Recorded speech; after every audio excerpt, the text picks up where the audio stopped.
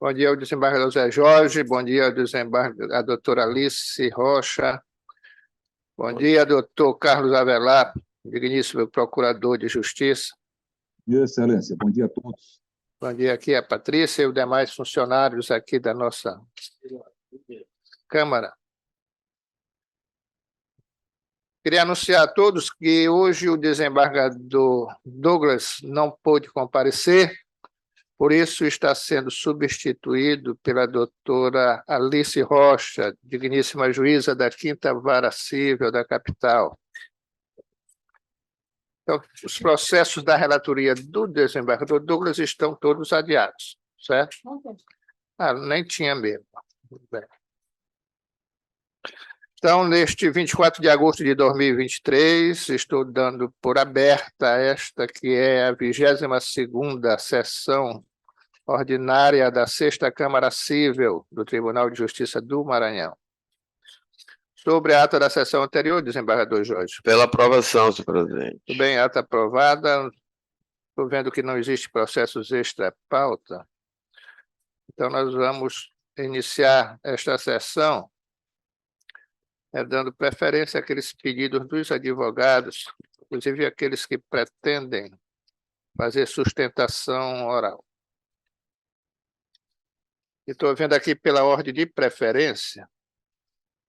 O primeiro é da relatoria do desembargador José Jorge. É o terceiro da nossa pauta, que é a apelação de número 083-7878-11-2016. O apelante aqui é Elci Caldas Durães. O advogado inscrito para a sustentação é o doutor Vitor Hugo Farias. Não está na sala. Não está na sala. E o apelado é Bremen Veículos S.A. para a sustentação da doutora Valéria Uchoa. O parecer, neste caso, é pelo conhecimento sem interesse quanto ao mérito. Com a palavra o desembargador José Jorge, relator. Bom dia a todos. Cumprimentando o senhor presidente, desembargador Luiz Gonzaga, a doutora Alice Rocha, que substitui aqui o desembargador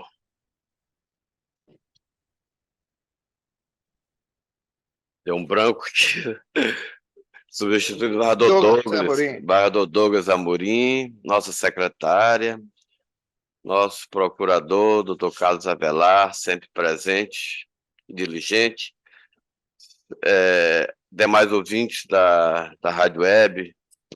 Senhor presidente, antes de iniciar essa sessão, eu gostaria de externar para registrar na nossa Câmara.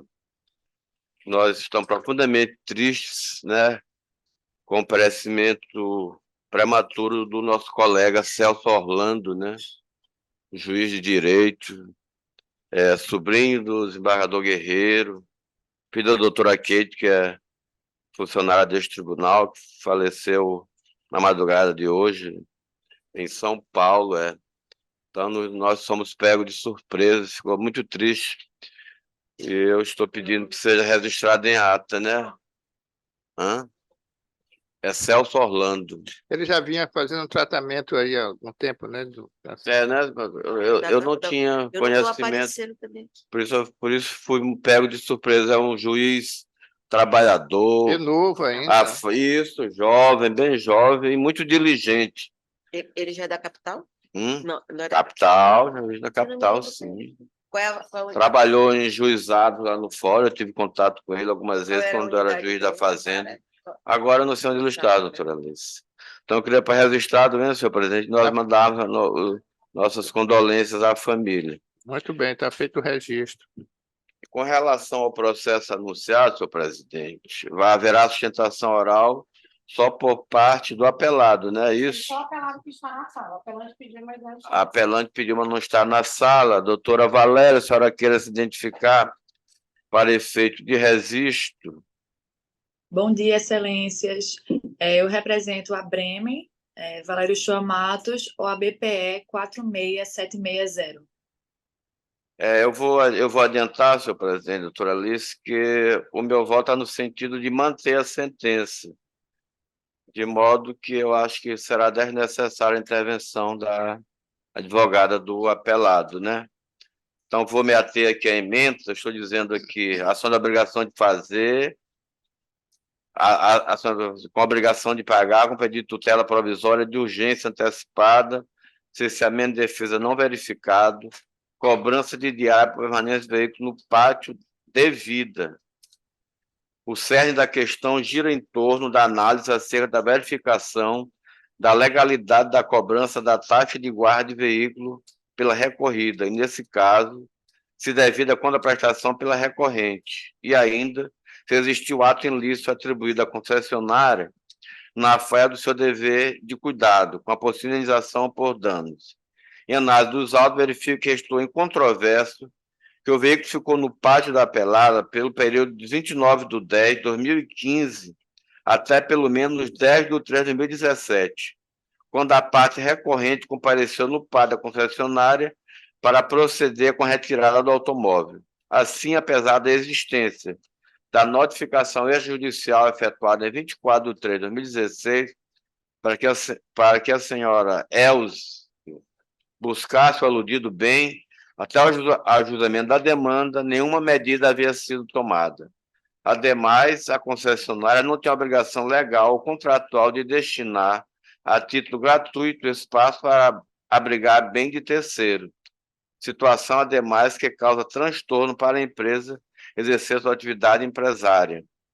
A permanência do veículo no pátio da concessionária, por tempo determinado e sendo devida contra a prestação, acarretaria a limitação ao seu direito de propriedade. Considerando as particulares do caso, mantém todos os termos da sentença proferida pelo juízo ACOR. Apelo conhecido e desprovido. Sei que estou votando, senhor presidente. Muito bem.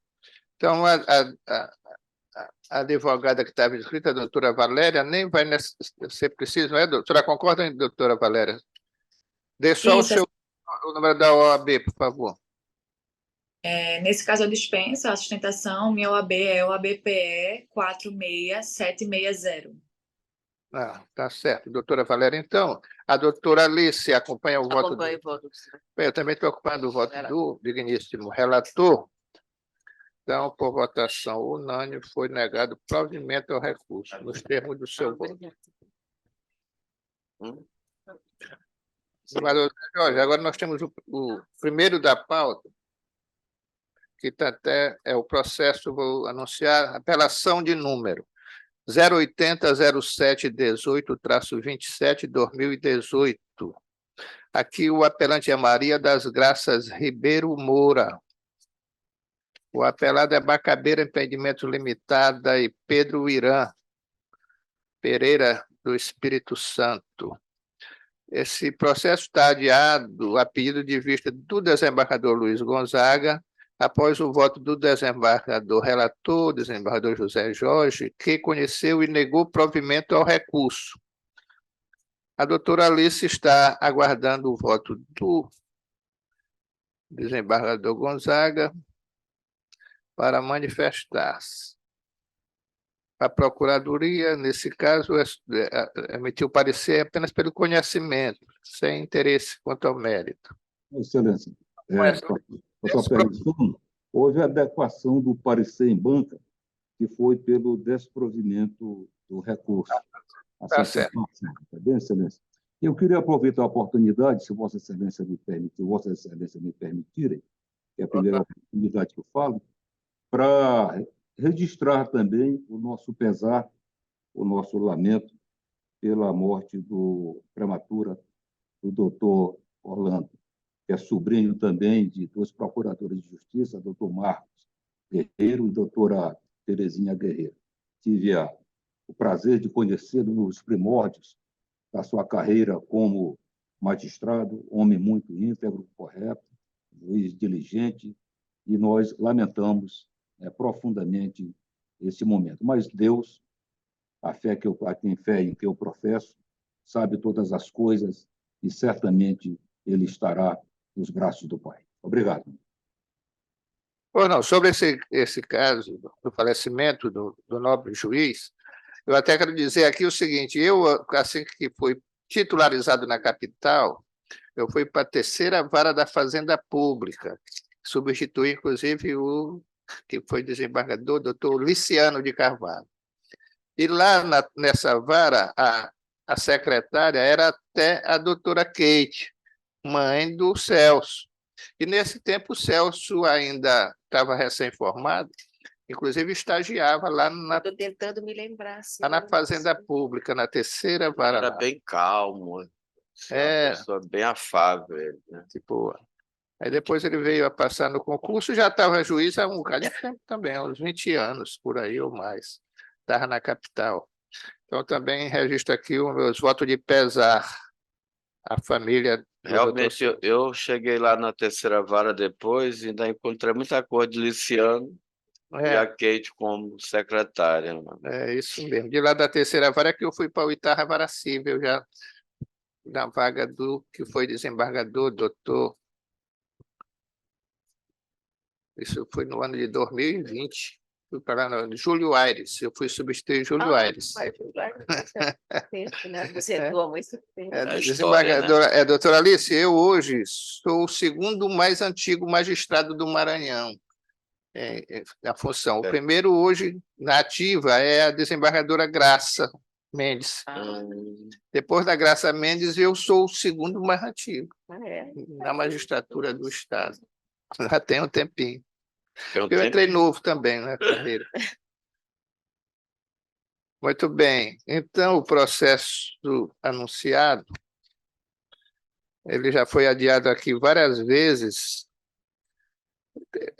Eu pergunto aqui à secretária. Eu vou passar a palavra ao desembargador Zé Jorge, que é o relator, e aí ver se ainda precisa de alguém de fazer alguma sustentação oral. Eu estou sendo informado que a doutora Camila, que é advogada aqui da parte apelada, Ela ainda não fez. que ainda não fez a sustentação. Mas ela não fez, mas ela perdeu a oportunidade de fazer na sessão passada, né? Não, a sessão passada não teve. O desembargador... ele foi adiado pela minha ausência. Ele foi adiado devido à sua ausência. Bom. Esse processo... Então, ele vai ser iniciado o julgamento hoje, né? É. Que eu entendi que o senhor tinha dito que tinha pedido vista, alguma coisa Eu assim. pedi vista, realmente, mas quando era para trazer, o senhor não veio, aí não houve mais a sessão. Só o doutor Hugo, que fez 2 vezes. Perfeitamente. O doutor Hugo está na sessão também? Não está, mas pediu de novo, até falei para ele. Sim, então... Então, seria fazer a leitura do relatório. Um breve relatório para poder ela fazer... Você pode até fazer com brevidade, que até a doutora Alice já viu essa história também aqui, quando substituiu Vossa Excelência. Então, trata de recurso de apelação interposto Maria das Graças Ribeiro Moura, em face da sentença do juiz de direito primeira vara com marca de Rosário, que nos autos dessa anulação de contrato de indenização por danos morais e materiais, ajuizada pela parte ora apelante em desfavor da parte apelada, julgou acolhendo a prejudicial de decadência. O juiz acolheu a decadência. A Procuradoria se manifestou pelo conhecimento acerca do mérito. Então, a questão é essa. Se houve decadência ou não, né, Supremo? Isso é um breve relatório. Breve relatório. Então, vamos passar a palavra à doutora Camila, pelo prazo regimental de 15 minutos. Ela vai falar em nome de quem? Em nome da parte apelada, não é, doutora? Apelada. Isso. Da Cabeira Empreendimentos. Bom dia a todos. Cumprimento os presentes na pessoa do desembargador relator, doutor José Jorge. Esse caso, ele trata de uma anulação de contrato com pedido de indenização. Conforme posto, foi reconhecida a decadência pelo juízo de piso. E, sem adentrar o mérito, a decadência, o fundamento do pedido, ele se encontra no defeito do negócio jurídico que é alegado pela parte apelante. E aí nós temos 2 cenários neste caso. Se a pretensão da autora for referente à escritura de compra e venda firmada Essa escritura se deu em 23 de nove de 2013, onde a requerente assina por si e como procuradora do senhor José Valmir, que era o esposo da então apelante, tendo recebido naquela data e também em data anterior, valores referentes a essa avença. A procuração, que é o outro cenário em que a apelante aponta como sendo falsa, ela foi otorgada em 2 de 6 de 2009, sendo que a relação contratual com o senhor Ernesto e o senhor Pedro Irã, que é uma das partes, ela só foi firmada em 20 de 7 de 2010, ou seja, quase um ano depois dessa relação negocial se iniciou. E o contrato só foi assinado em 24 de 11 de 2012. Então, em relação à procuração tida como falsa, o senhor Pedro Irã nada tem a ver com essa questão, né? Ele não fazia parte da relação negocial, sequer conhecia a existência desse negócio que existia anteriormente com o senhor Ernesto e a senhora Maria da Graça. E a escritura 2013, como dito. O prazo decadencial, como nós sabemos, é de 4 anos, contado da realização do negócio jurídico, para que possa arguir a anulação do negócio. Superado tal prazo, o negócio se confirma e se torna válido. Pois muito bem, a escritura ela foi assinada em 23 de nove de 2013 e o processo foi distribuído em 29 de 8 de 2018, quase um ano após superado o prazo decadencial, pela arguir a anulação desse negócio jurídico. Portanto, é evidente que ela decaiu na pretensão. Quando a lei estabelece esse prazo para o exercício do direito, a gente sabe que ele está sujeito à decadência. Assim, o direito caduco, atingido pela decadência, considera-se efetivamente extinto. E uma vez que ele se tornou válido, né, o entendimento era para que esse negócio jurídico seja conservado.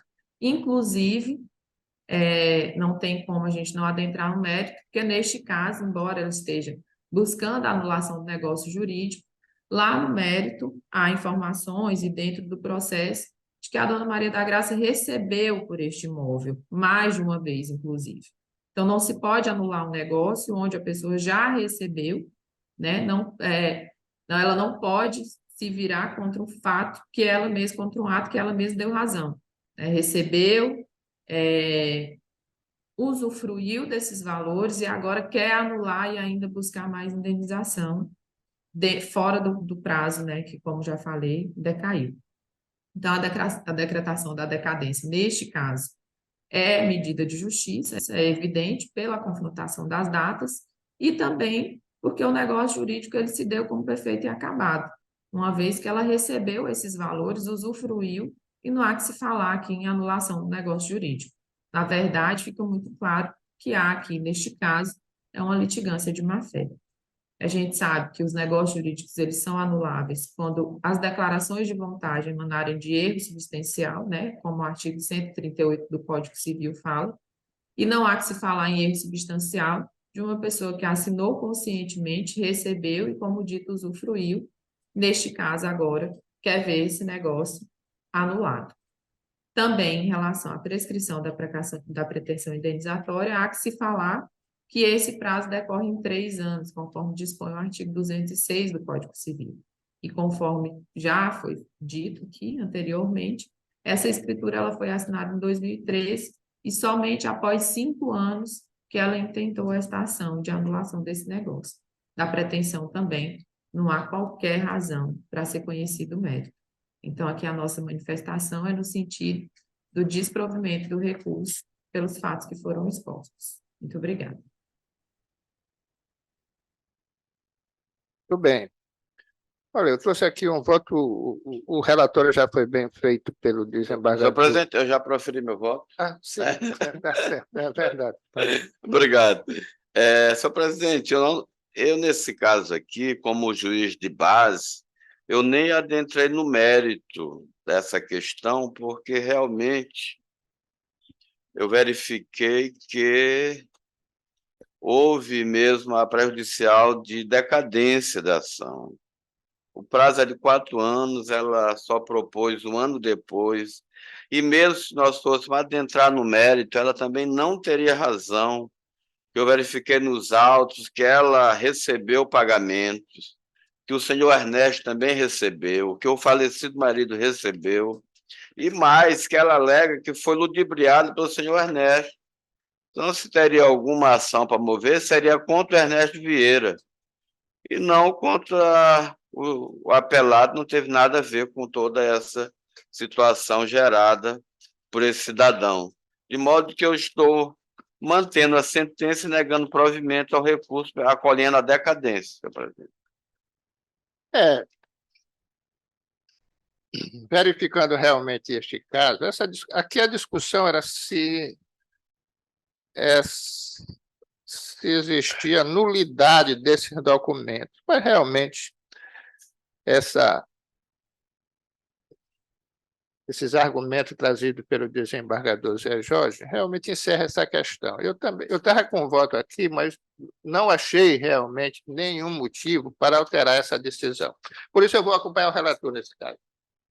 Também acompanho, desembargador, presidente. Então, por votação unânime, foi negado o provimento ao recurso, nos termos do voto do relator.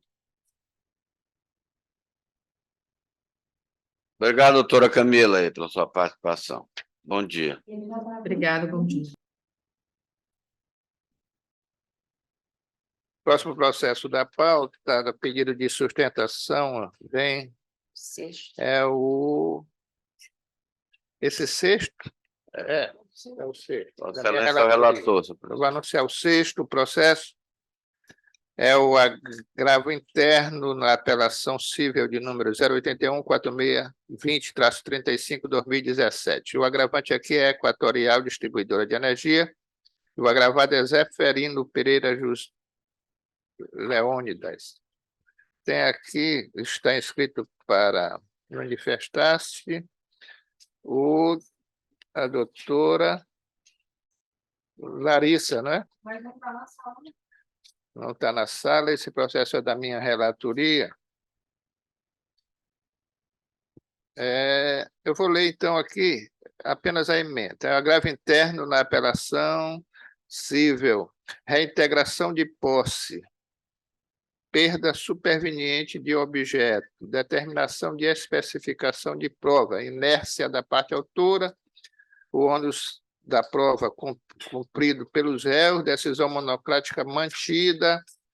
É um agravo interno e eu estou mantendo a decisão monocrática e estou negando o provimento a esse agravo interno trazido pela Equatorial. Com o meu voto, desembargadora. Acompanho. Também a desembargadora Alice acompanha. Eu também acompanho, senhor presidente. Então, Agravo interno. agravo interno negado provimento. Isso. O próximo pedido da pauta, de preferência, é o quinto da pauta, que é também da minha relatoria. Não, da relatoria do desembargador José... Não, é sua mesmo, quinto, senhor presidente. Não, o quinto não. É Zé Jorge, não é? Aqui. É o quinto. Não, é seu, desembargador, é seu. É Zé Jorge. É o quinto. Eu vou anunciar o quinto processo. Tem espontâneo, tem É. errado, desembargador. Tá bom, é Tem errado. a apelação de número 080-3715-2018. O apelante é Vitral Tempera Indústria Limitada, apelado município de Açailândia. O parecer é só pelo conhecimento, pelo desprovimento desse recurso. Exatamente, excelência. Da pauta. Pois não, senhor presidente. Haverá sustentação por parte do apelante, não é isso? Parte do apelante, com a palavra do desembargador José Jorge. Está na sala o apelante? Ele está presencialmente. Está bem aí na nossa frente.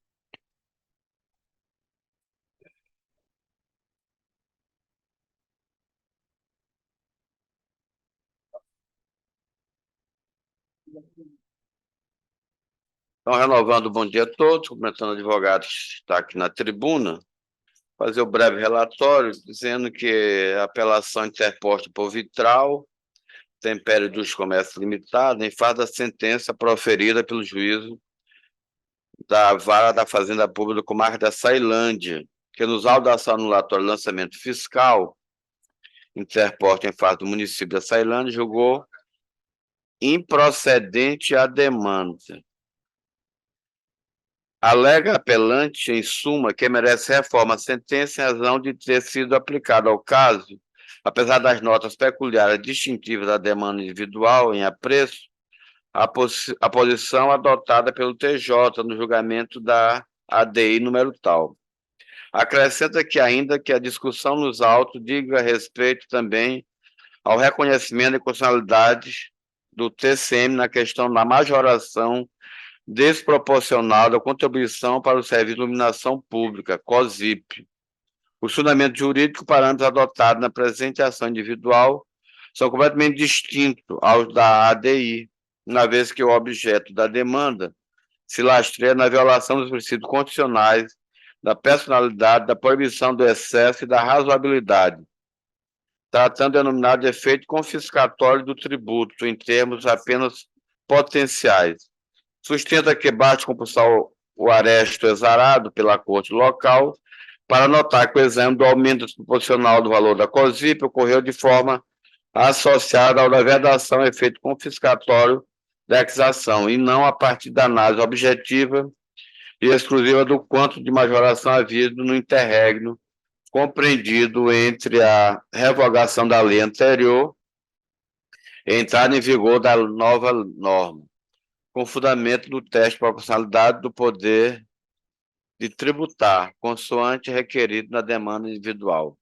Assevera que, mesmo se cogitar a existência de equivalência entre as ações, a ratio decidente ao acórdão prolatado na DI, em que, baseada a sentença contra a qual se insurge, pela própria natureza do processo de controle de constitucionalidade, não permitiria um exame excessivo da relação jurídica do direito material tributário existente entre o contribuinte e o ente tributante, na situação concreta, máximo diante das peculiaridades inerentes às ações individuais, razão pela qual, tão somente no seu bojo, é possível aferir a proporcionalidade do aumento do valor da COSIP, deve ser examinada não em tese, mas em concreto, conforme o princípio do acesso à justiça. Assim, sustenta a legalidade do lançamento fiscal da COSIP, em decorrência do enquadramento indevido da apelante na categoria de alta tensão, ante a falta de previsão específica do CTM. Alegou ainda direito à repetição do indébito tributário em fase de constitucionalidade e legalidade dos lançamentos fiscais da COSIP, sob a égide do CTM de 2016, com o novo Código Tributário Local. Nesse sentido, requer o conhecimento e provimento do apelo, contra razões apresentadas pela apelada, e a Procuradoria de Justiça, em parecer do edital, se manifestou pelo conhecimento e desprovimento do recurso. É o relatório, senhor presidente.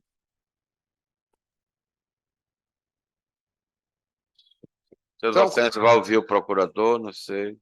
Não, o doutor Carlos Avelar quer se manifestar nesse caso? Eu vou confirmar o parecer, mesmo antes da sustentação oral.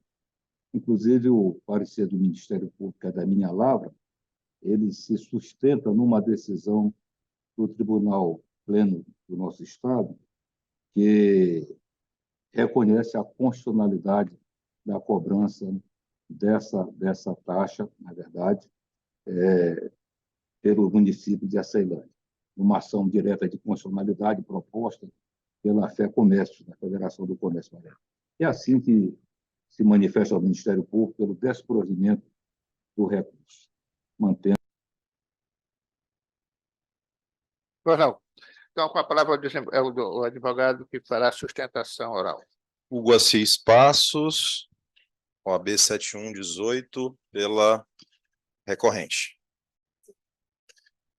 Pois não. Excelentíssimo senhor desembargador Luiz Gonzaga, excelentíssimo desembargador relator José Jorge, excelentíssima doutora Alice Rocha, cumprimento também o excelentíssimo procurador Carlos Avelar.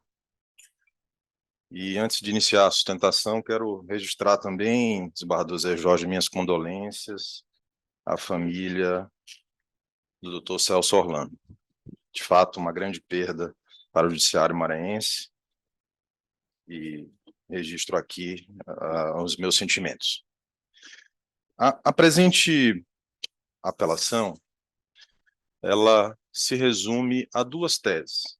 Serei breve na sustentação, e essas duas teses são as seguintes. Primeiro, a tese da ilegalidade, tendo em vista que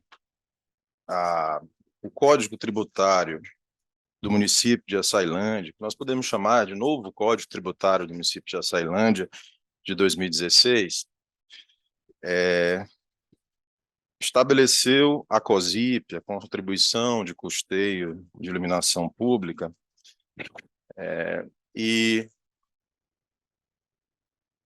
determinou que a categorização das faixas de consumo para efeito do cálculo tributário seria feito em um anexo.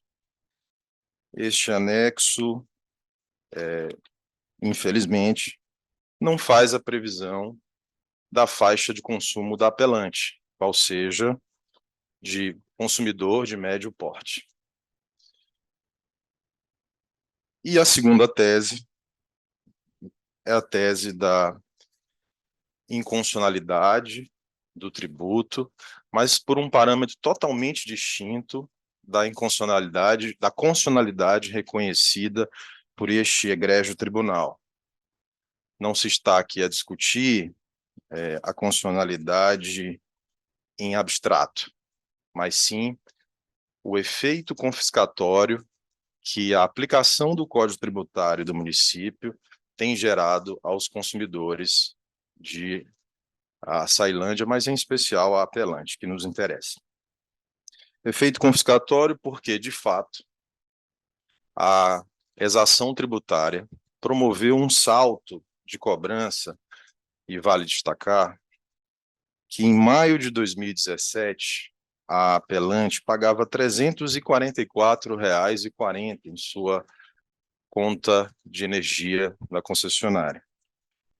E no mesmo ano, em junho, passou a pagar R$ 5.445,58. Um aumento extraordinário de 15 vezes, em aproximado, 1.500%. Começo destacando rapidamente a tese da ilegalidade. Princípio fundante do direito tributário, a reserva legal. É a lei que define o tributo, o seu fato gerador, o seu sujeito passivo, as hipóteses de majoração. E no caso em apreço, nós estamos diante de uma evidente ofensa a esse princípio histórico do direito tributário, que é a fixação por lei da COSIP. Por que eu digo isso? Porque o município de Açailândia, ele, quando da aprovação da legislação, classificou os consumidores segundo baixa tensão e alta tensão. Ocorre que a apelante se insere, segundo a NBR 1439 da ABNT e o Manual de Controle Patrimonial do Controle Elétrico, como consumidor de médio porte. Então, nós estamos diante de uma cobrança a um contribuinte que não está definido em lei. Para corroborar essa afirmação, a empresa consultou a Companhia de Energia Elétrica e esta respondeu de modo documentado, está inserido nos autos, de que não existe consumidor de alta tensão em Açailândia. Então, nós estamos diante de uma cobrança de consumo de um suposto consumidor de alta tensão, sendo que na cidade de Açailândia, com todo respeito, todas as vazenhas, não existem consumidores de alta tensão, apenas baixa e média tensão. Contudo, a cobrança e o lançamento tributário se baseia no enquadramento da apelante como contribuinte de alta tensão, o que demonstra a evidente ilegalidade da cobrança. Numa outra perspectiva, e já ao segundo argumento, é que, em que pese os respeitáveis e admirados argumentos do procurador, o que está em objeto de discussão aqui é a análise do efeito confiscatório do tributo em apreço. Não é possível se cogitar a inconstitucionalidade ou a inconstitucionalidade de um tributo em concreto sem analisar eventos do mundo fenomênico que demonstrarão se a cobrança foi confiscatória ou não. Essa análise só pode ser feita efetivamente com a aplicação da lei tributária. E é o caso em apreço.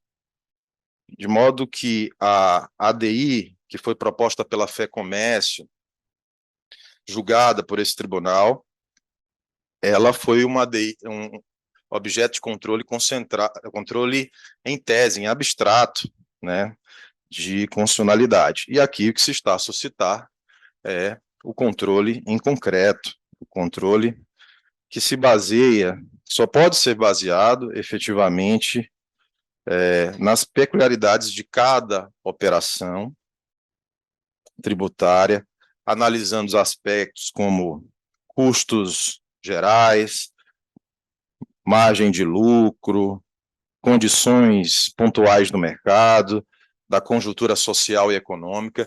E aqui, neste ponto, vale destacar que a apelante, a Vitral, é uma empresa familiar,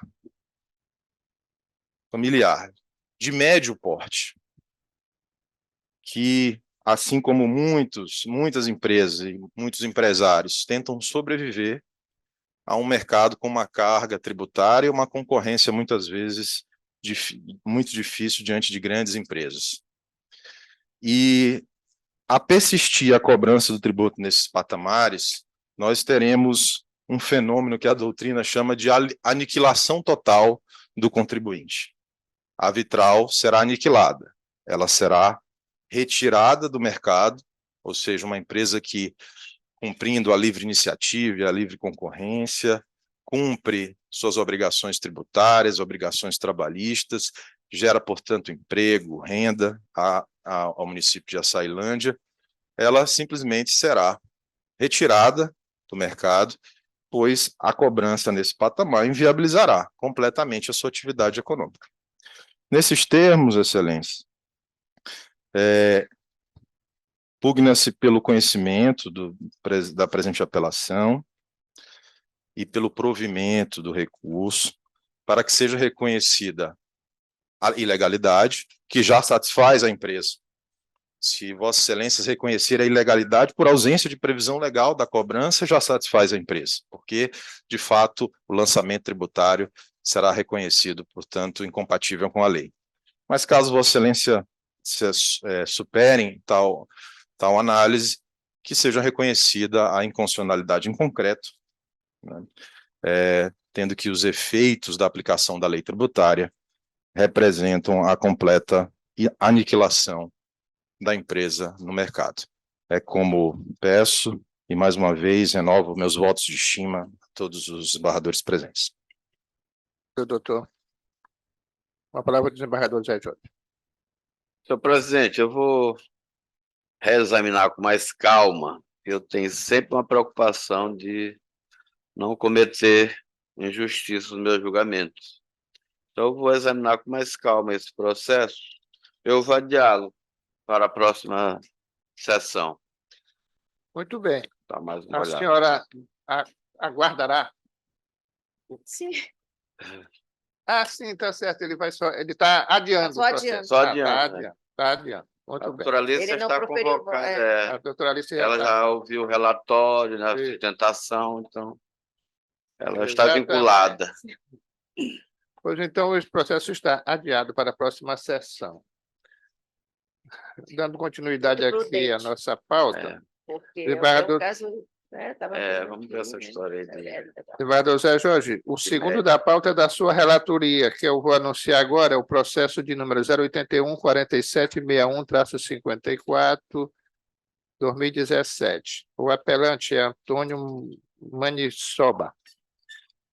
O apelado é claro.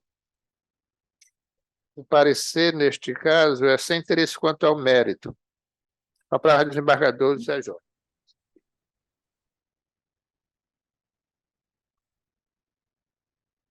Muito obrigado, senhor presidente. Haverá sustentação nesse caso? Não, né? Então, eu vou me ater, o processo anunciado, eu vou me ater aqui à emenda. Ação de indenização por danos morais e materiais, cobrança indevida, violação do direito de informação do artigo 6º, inciso 8º do CDC, dano moral não verificado, mero dissabor, apelação desprovida. O cerne da questão consiste em verificar se as cobranças do serviço Gamedon configura dano moral do autor ora apelante. Que se refere ao suposto dano moral, não verifica sua ocorrência, uma vez que o fato de realizar pagamentos mensais de um serviço por si só não gera dano de ordem extrapatrimonial. Apelo desprovido, senhor presidente. E a doutora Alice Rocha, por favor. Acompanho. Está acompanhando, eu também acompanho, foi negado o provimento ao apelo. Nós temos o voto do relator. Próximo é o da relatoria também do desembargador José Jorge, o quarto da pauta, apelação de número 085-88-90-13, 2018. O apelante aqui é Marcelo de Brito. O apelado é Sumarville Participações. E o parecer é sem interesse quanto ao mérito. O desembargador José Jorge, como relator, está com a palavra. Também não haverá sustentação, né, senhor presidente? Não. Nós já julgamos um processo parecido aqui com esse, numa sessão há uns 15 dias atrás, que é uma ação de indenização por danos morais, atraso na entrega da obra, sentença parcialmente procedente, legitimidade da securizadora não configurada. Aqui que eles estavam querendo responsabilizar também a securizadora, que não tem nada a ver com o negócio jurídico das partes envolvidas na compra do imóvel. Aí eu estou dizendo que o cerne da questão consiste em avaliar se os lucros cessantes arbitrados, bem como os danos morais, necessitam ser majorados, bem como avaliar a legitimidade passiva da apelada, securitizadora. Quanto ao lucro cessante, o STJ admite sua configuração no percentual de 0,5 sobre o valor do imóvel por mês de atraso. Os danos morais arbitrados no valor de R$10.000 foram arbitrados de forma proporcional e razoável. Então, estou conhecendo e desprovendo o apelo, mantendo a sentença, senhor presidente. Pois não, a doutora Alice. Acompanho. Eu também acompanho, por votação unânime, foi negado o provimento ao recurso.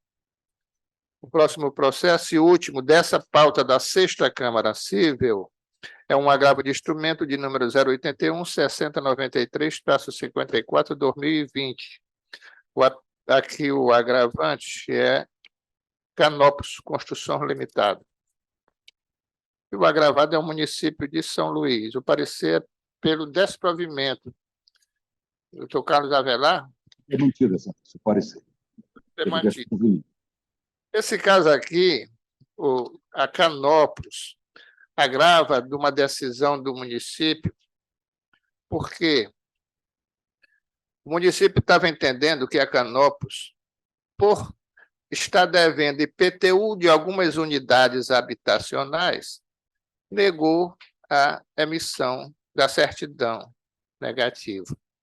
Mas a gente verificando, a Canopus já tinha vendido há 10 anos atrás o imóvel para terceiro. Aquele terceiro é que não paga o IPTU, então não é a Canopus. A Canopus não tem essa dívida do IPTU de um imóvel que foi transferido há mais de 10 anos para a terceira pessoa. Por isso, eu até já tinha dado uma liminar. Essa liminar estava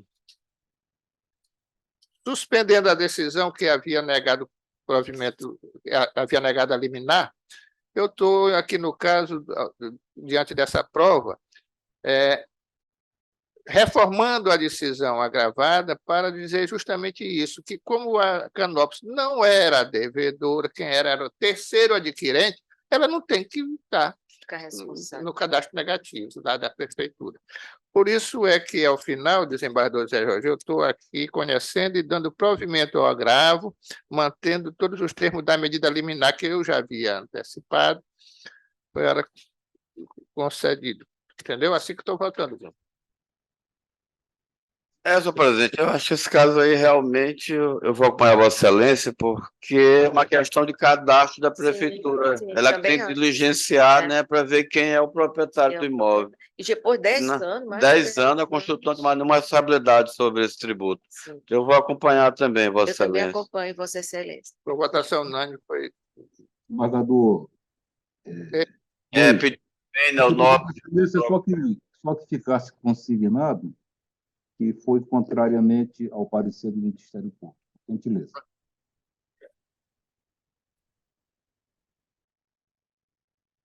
Em Esse eram os desacordo, processos da Sexta Câmara Civil. em Agora vamos- desacordo com o parecer, não é isso?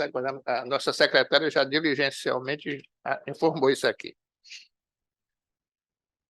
Nós vamos passar agora aos processos da Quarta Câmara de Direito Privado, já que os da Sexta Câmara Civil já foram encerrados.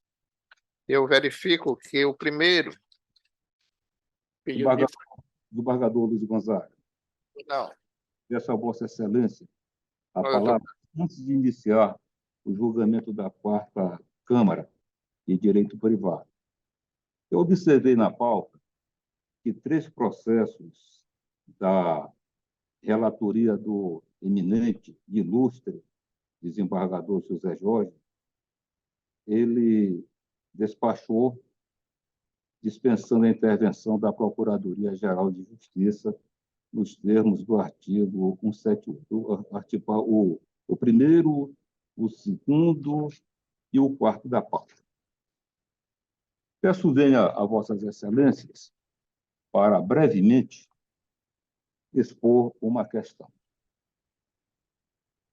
Com a alteração das atribuições ou da competência, desculpe, das câmaras cíveis do nosso tribunal, ficou dividida em câmaras de direito público e direito privado, sendo que a sexta, que hoje é a quarta, de direito privado. Por conta dessa alteração legislativa que alterou a competência, o Ministério Público, por conseguinte, do segundo grau, também teve que alterar as suas atribuições, sendo também agora as turmas, né, cíveis de direito público e direito privado. No caso, eu que oficio perante a Quarta Câmara de Direito Privado, integro a sexta turma do Ministério Público de Direito Privado, então fiquei vinculado aos processos de direito privado. O que eu quero requerer ao eminente desembargador, relator, pessoa por quem eu tenho o maior apreço, consideração e respeito pelo seu conhecimento técnico, jurídico, conheço há muitos anos, é que, na sua sensibilidade, revisse essa questão de não encaminhar os processos para o Ministério Público quando ele assim entender como dispensável a intervenção do Ministério Público de segundo grau.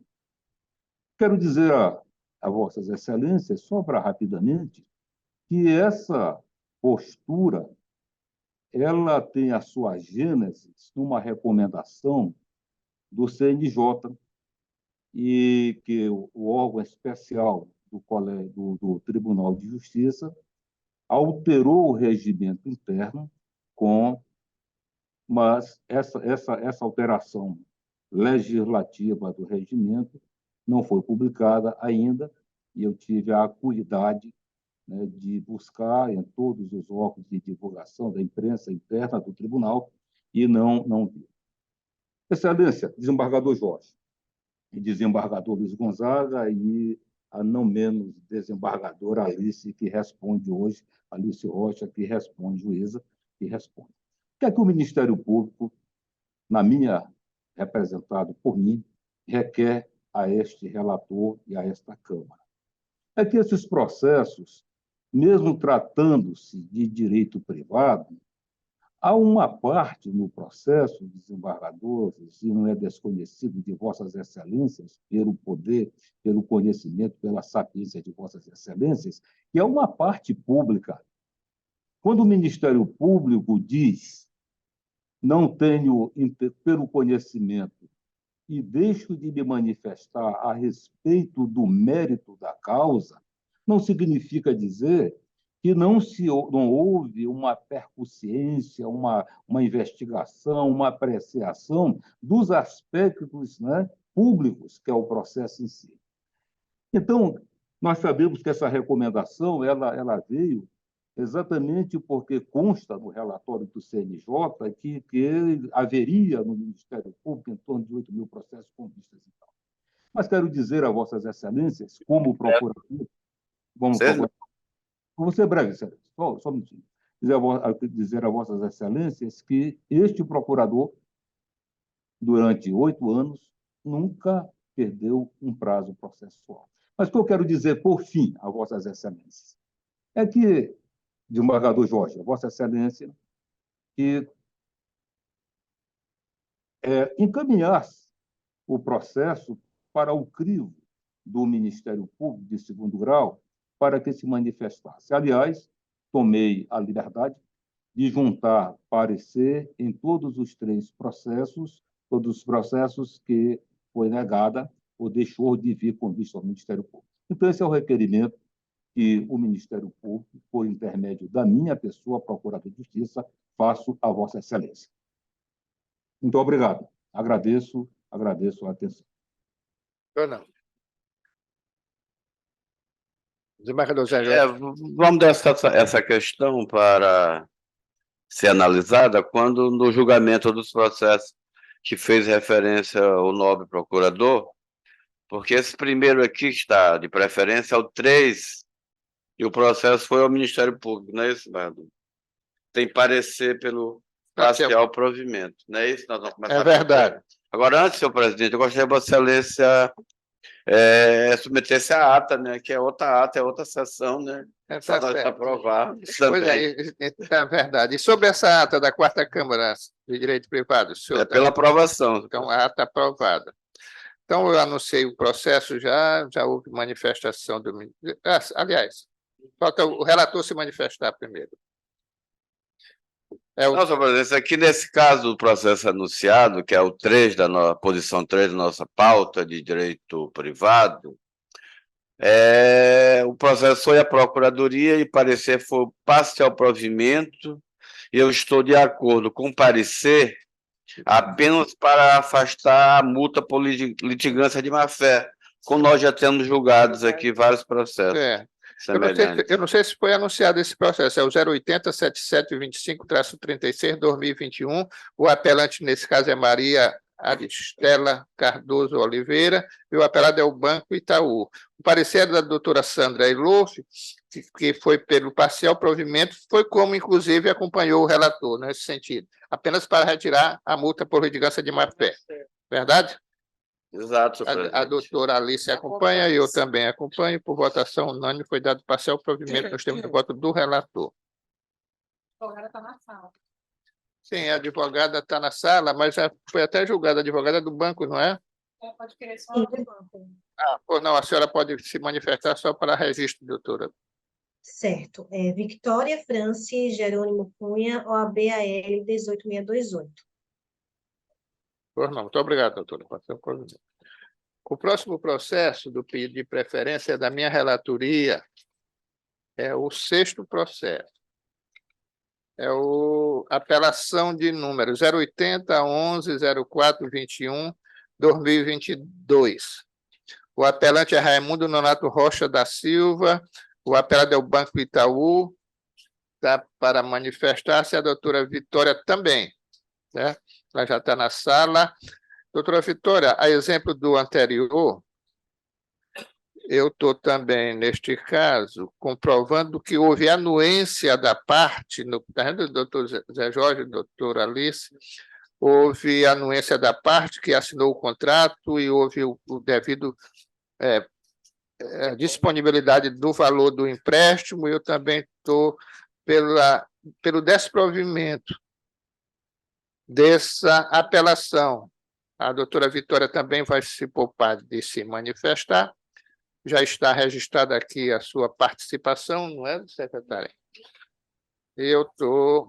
Porque nesse caso aqui foi o sexto da pauta. Sexto da pauta, inclusive o parecer da doutora Lísia era pelo desprovimento. Então, Desprovimento, exatamente.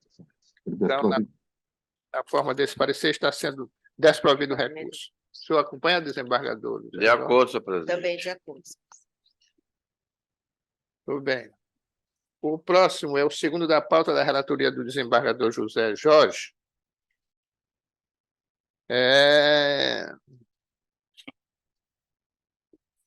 Esse aqui foi que o relatório dispensa a intervenção da Procuradoria-Geral de Justiça nos termos do artigo 178 do CPC.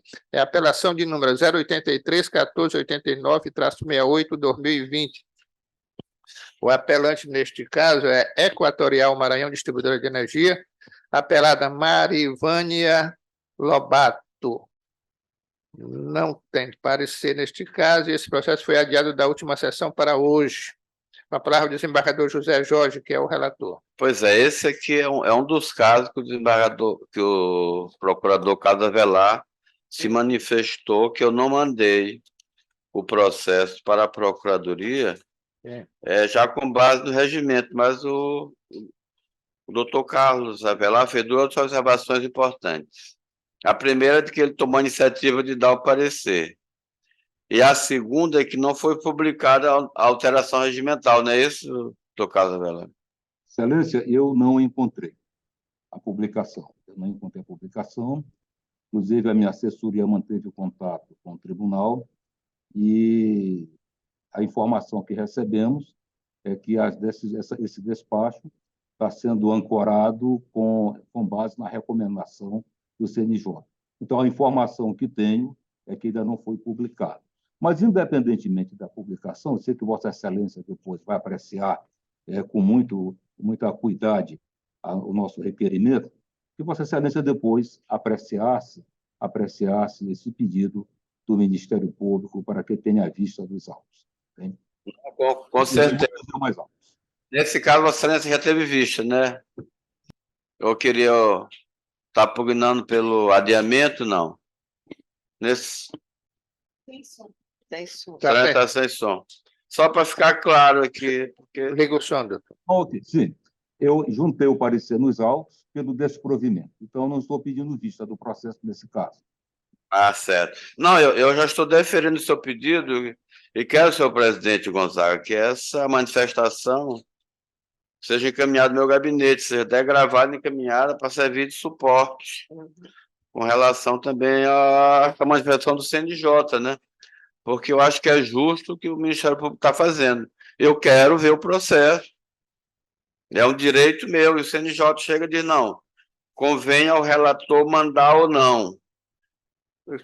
Mas não é só a parte do mérito de um processo que se examina, né? É a parte de conhecimento. Então, eu vou recomendar agora no meu gabinete que nós mandemos todos os processos. O meu gabinete está mandando todos, Né? E o senhor também, daqui para frente, vai mandar todos. Não, nós não estamos mandando, eu já estava aderindo à decisão Não, do nosso órgão especial. mas você vai recomendar... Analisando, mas agora eu vou recomendar para mandar, deferindo o pedido do doutor Carlos Avelar. Então, doravante, todos os processos serão encaminhados ao Ministério Público. Ao Ministério Público, da até que essa alteração regimental, né? Certo. Então, eu também tenho mandado, vou continuar mandando, e o doutor Carlos Avelar, então, está satisfeito, porque o desembargador Zé Jorge está dizendo que, doravante, todos os processos ele vai mandar para o... Estou satisfeito, sim, com a decisão dessa outra Câmara. Na verdade, eu não esperava outra decisão desta Câmara, pelo tempo que eu conheço. Muito obrigado. Então, pode continuar o julgamento do desembargador. Com relação ao processo, haverá sustentação oral, desembargador Gonzaga? Não. Não está na sala, né?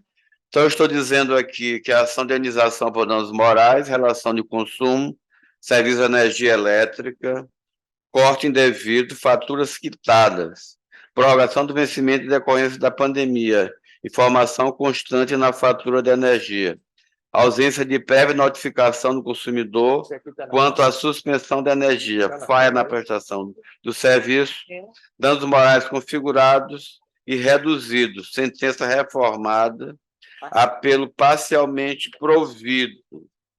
Aí eu estou aqui reduzindo o valor do dano moral para R$3.000, senhor presidente. É assim que estou votando. E a desembargadora Alice também acompanha, eu acompanho também.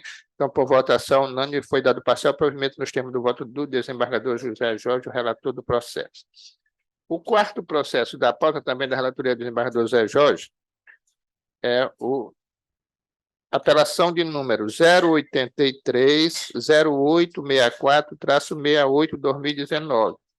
O apelante aqui é Sérgio Roberto Saíde Dias. A apelada é a CAEMA, Companhia de Saneamento Ambiental do Maranhão. O desembargador José Jorge é o relator.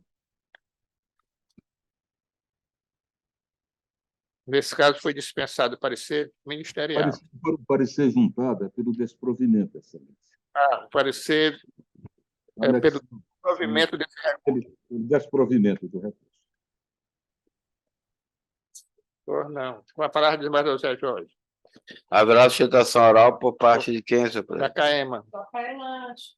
Não, do apelante. apelante, Do apelante, Sérgio. Eu vou fazer o relatório aqui, senhor presidente. Taça de apelação, interposta por Sérgio Roberto Saíde Dias, em faz a sentença proferida da primeira vara civil de São Luís, que nos autos da ação anulatória julgou improcedente o pedido da inicial por ausência de provas.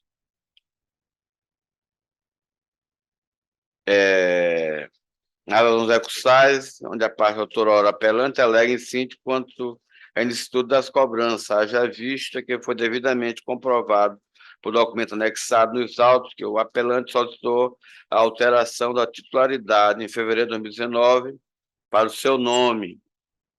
Asseverar a concessionária reapelada, ao qual agiu o apelante assinar termo de confissão de dívida referente aos debitais, não residia no imóvel e não estava cadastrado junto à concessionária.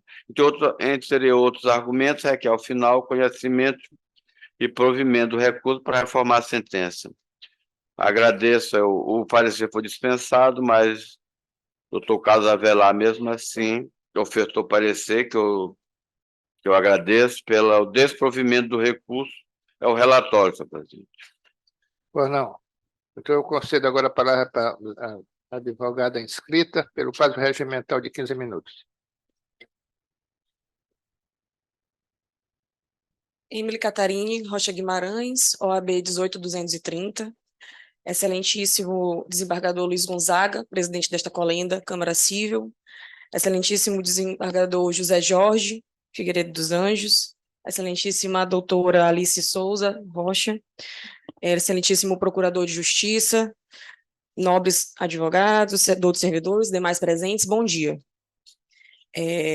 Essa ação, ela se trata de uma ação anulatória com pedido de repetição de indébito e de indenização, promovida contra a CAEMA. Trata-se de um período de 2019, de fevereiro, em que o apelante ele tomou posse do imóvel da Rua Mearim, sem número, na Ponta do Farol.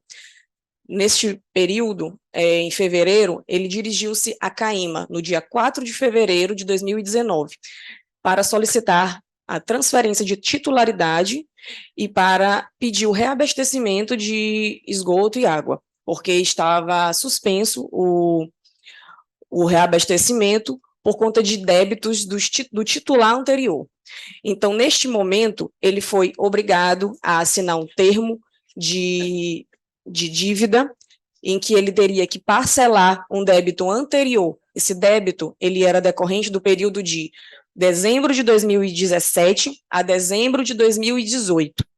Ele solicitou no dia 4 de fevereiro, a transferência, ou seja, ele não era o proprietário, ele não era o titular da unidade consumidora neste período, e a parte contrária apresentou um contrato de locação do antigo inquilino, que era o Melquiades Dantas na época, nesse dia que ele apresentou, e o contrato de locação ele era decorrente do período de 2011 a 2015.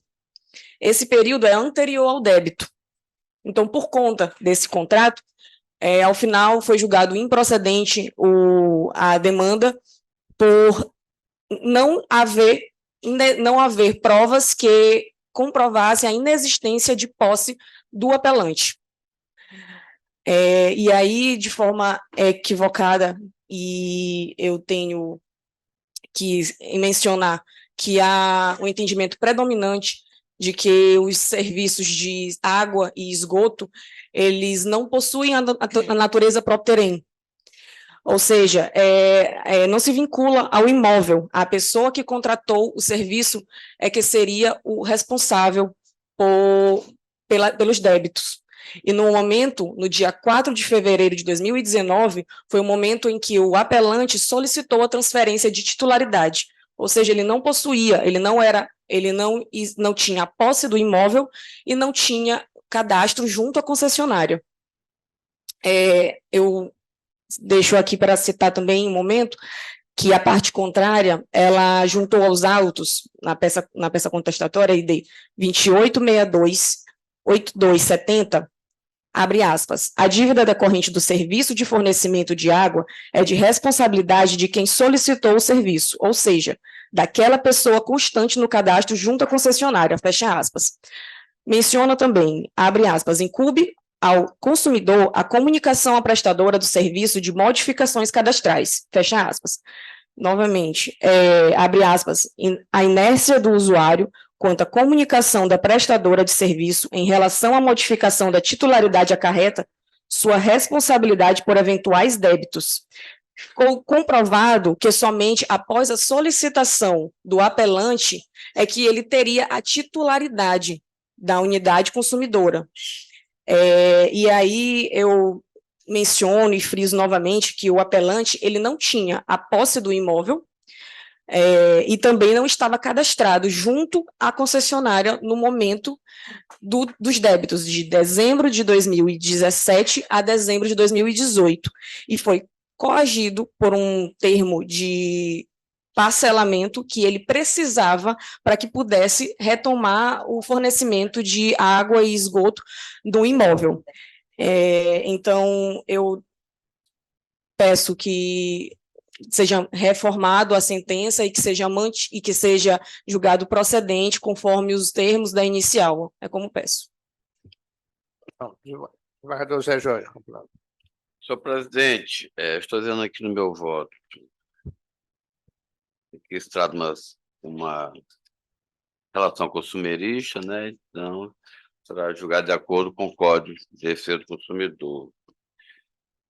Eu digo, destaque, independente de se tratar de relação de consumo e a inversão do ônus da prova, mantém-se inabalável a premissa de que recai à parte autora o encargo de produzir as provas necessárias nos termos do artigo 373, inciso 1º do Código de Processo Civil, a demonstrar a prova mínima do fato constitutivo do direito alegado. Em caso, trate pretensão indenizatória cuja causa de pedir se fundamenta na incobrança de dívida a ser fornecimento de água. Alegou a parte atora que em fevereiro de 2019 passou a exercer a posse do imóvel situado na Ponta do Farol, nessa cidade, com unidade consumidora número tal, que se dirigiu até a empresa de energia para solicitar a regularização do fornecimento de água. Sustentou que a empresa condicionou o fornecimento de água à assinatura do termo de confissão de dívida, por meio do qual o autor se obrigaria a quitar os débitos do antigo proprietário, no valor de R$ 23.073. Aduziu que as contas inadimplidas são a responsabilidade do antigo proprietário, posto que o consumo foi anterior à posse do imóvel. Em se manifestar, a Equatorial argumentou que no mês de 2 de 2019 houve uma alteração na titularidade, passando a unidade consumidora a constar no nome do autor, Sérgio, com base em contrato de locação firmado entre eles e o senhor Melquiades Dantas. Desta forma, foram realizados procedimentos de devolução de débito, observado o período de vigência do negócio jurídico estabelecido entre as partes, vinculando-se as dívidas ao verdadeiro cliente e usuário. Assim, os débitos referentes ao período de 1º de 8 de 2011 a 31 de 7 de 2015 foram atrelados ao senhor Melquiades e os débitos posteriores ao autor. Da detida análise da narrativa e das escassas provas carreadas nos autos, depreende-se que, de fato, a parte autora não desincumbiu do ônus probatório que lhe cabia, haja vista que não há nenhuma prova dos fatos alegados no exordial, tal como a comprovação de que, findado o contrato de locação, o locatário permaneceu no imóvel, usufruindo do serviço de água e esgoto fornecidos pela CAEMA. Assim, eu comungo do entendimento do juízo de base.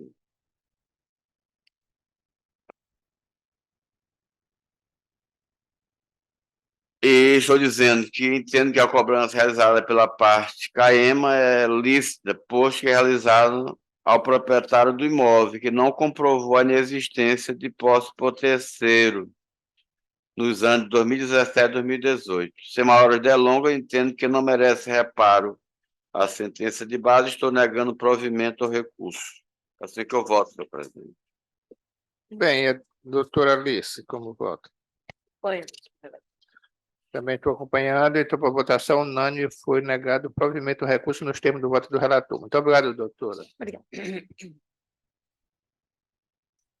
O quarto da pauta, doutor José Jorge, é o seguinte: a apelação de número 083-0864-68, 2019, o apelante aqui é Sérgio. Já foi esse, não já? Foi, sim. Não, não é o 4, presidente. É o Eu acho que é o primeiro agora, né? Tem o primeiro, é equatorial? Isso. Então o primeiro está certo. Apelação de número 0001-181-88, 2017.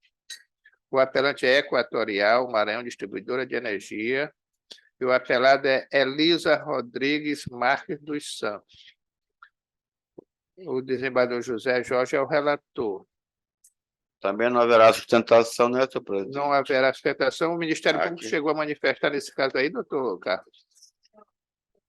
Ou foi aquela mesma situação já relatada? Excelência, e aqui houve um acordo entre as partes, na conciliação online, há um termo de conciliação online, e o Ministério Público manifestou pela homologação do acordo. Ah, tá certo. Então, o desembargador José Jorge está com a palavra como relator. Aqui no meu voto não está constando esse acordo. Foi feito de forma online, né, senhor? Esse termo de conciliação online, datado de 22 de 8, ID 2844-9247. As partes avançaram. Então, nesse caso aí, eu vou homologar também, né, o acordo firmado das partes. Eu proponho a homologação, senhor presidente, já que o processo está na pauta. Então, Né? a desembargadora Alice acompanha, eu também estou acompanhando pela homologação do acordo nos termos do voto do relator. O próximo da pauta já é da minha relatoria. Os do doutor desembargador Zé Jorge já foram todos julgados hoje, dessa quarta Câmara. Não é isso, doutor? Então, agora tem o quinto da pauta. É o agravo interno na apelação de número 080-0600-61-2022.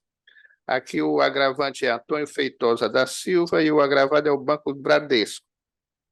Como ninguém vai manifestar-se, eu vou me reter a ler a emenda. Agravo interno, direito do consumidor, tarifa bancária, alegação de não contratação.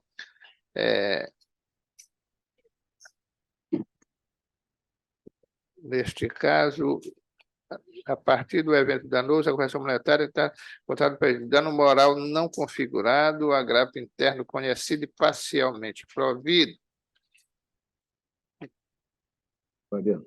Apenas para redefinir os termos iniciais dos juros de correção monetária, inclusive sobre a indenização material nos termos da Fundamentação Sul. Isso aqui já houve uma condenação lá feita pelo juiz de base, que condenou em R$ 3.000 o dano moral, que realmente, por não ter o banco trazido a prova de que tivesse realizado o empréstimo, então eu estou votando pelo conhecimento e parcial provimento do recurso, apenas para alterar, como já disse, os termos iniciais do juro e correção monetária, não mais mantendo a sentença. Acompanho, senhor presidente. Acompanho também. Ou não. Esse foi o quinto.